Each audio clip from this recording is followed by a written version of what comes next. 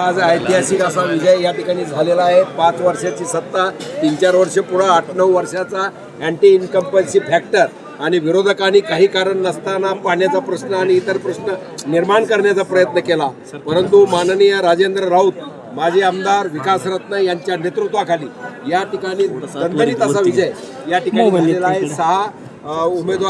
6 उमेदवार हे शिवसेनेच्या माध्यमातून निवडून आलेले आहेत। जिल्ह्यामध्ये 1 नंबरचा पिनू काकडे धनुष्यबाणावरती 29 मतं त्याला आहेत आणि त्या पद्धतीने हे सगळी किमिया फक्त आणि फक्त माननीय राजेंद्र राऊत यांची आहे।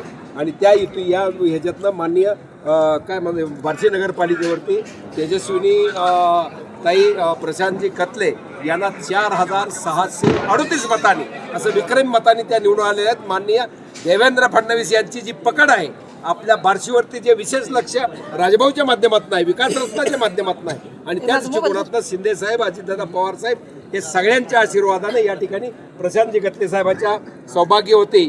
या ठिकाणी नगराध्यक्षपदी विराजमान या ठिकाणी भगवंतनगरी झालेले आहेत आणि 23-19 असा हा विजय आहे आणि त्यामुळं आम्ही आनंदी आहोत।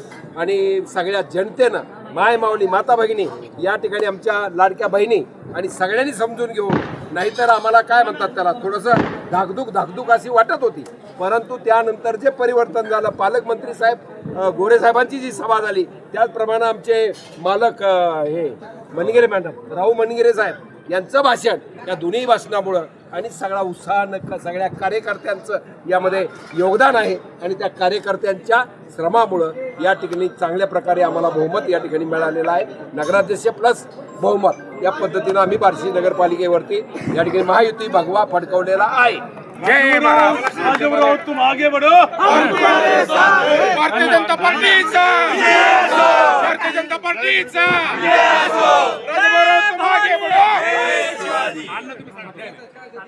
आता राजभवन